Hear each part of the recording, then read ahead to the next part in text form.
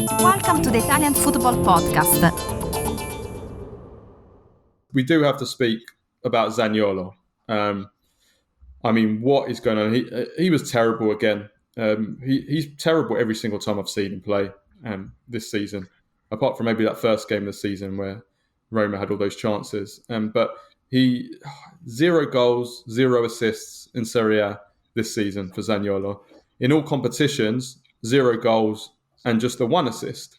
I mean, that says it all. But I did a little bit of digging before we recorded, and I wanted to have a look at some of the other stats, underlying stats.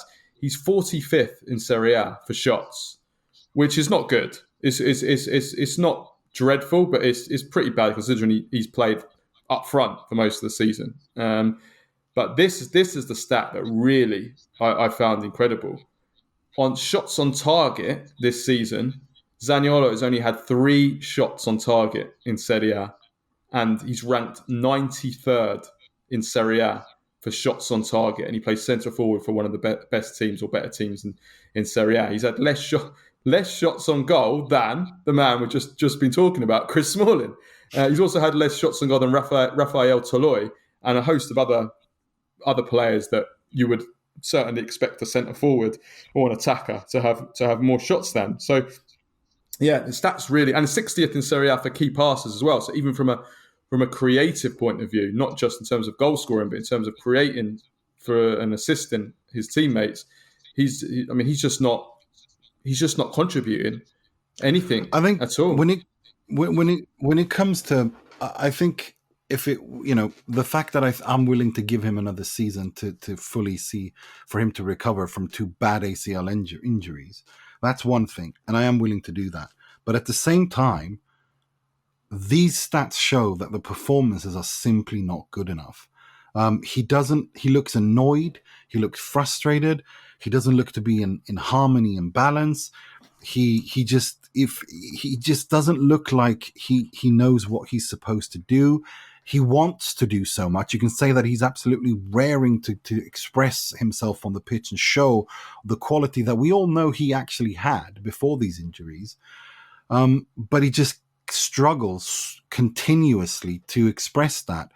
And we can't, when you're playing for a team that creates so many chances as Roma do, and you have 3 shots on target this season, and you're 93rd in the Serie A for shots on target. I mean, that's not just, recovering from injury. That's something else.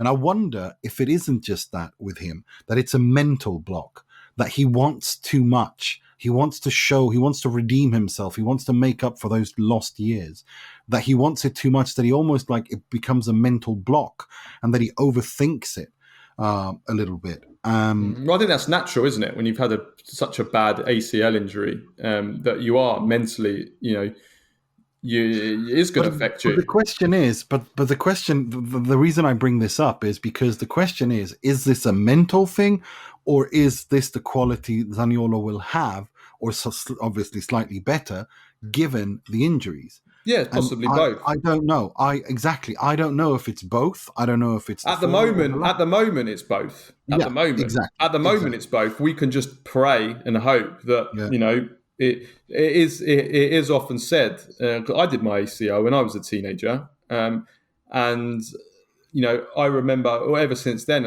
always being told that it takes you 2 years to fully recover from an ACL. Now I only had 1 ACL. I didn't have 2. So it was both knees, wasn't it? Both. One on one and one on the other. So, I can only imagine what it's like, and I did lose half a yard of pace after that. I was actually really quick. And after that, I just lost a bit. And I was always struggled from injuries after that. I was always obviously I didn't have the medical care that these professionals have. So, I can't really compare myself. But with Zaniolo, obviously, it's hard to say. I mean, he's still relatively young, but I don't know. It'd be such a shame if he does. It'll be a real shame if he doesn't become, I'm going to say Tell the you same what, player. I'm willing to not. I want to see another year from him. I'm willing to even write this season off, but and see, like you said, 2 years. But time is ticking, and it would be the biggest shame ever, because I thought when he broke onto the scene, he had a unique talent, and it's such a shame for Italian football, because he would have been one of its absolutely biggest. He was badly mismanaged. After that first ACL, he was terribly mismanaged, not just by his club, but also by country. And I have to criticise Roberto Mancini, because he put him straight back into the Italy national team squad like a month after he'd come back from his first ACL. And they just needed to be more patient. They needed to be more patient and just give him time. And Roma threw him straight back into the starting 11. He was playing, and he was actually good. I remember he scored that incredible solo goal. I think it was during the COVID. I think it was during the COVID summer season, if we say.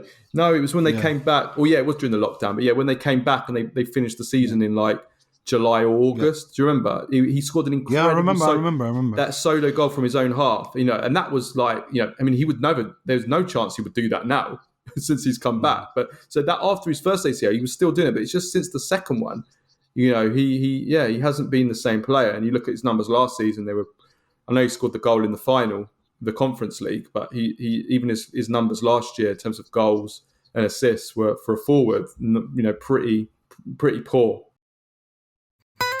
Listen to the full show and all other episodes by going to patreon.com/TIFP and become a member for only $2.99 per month.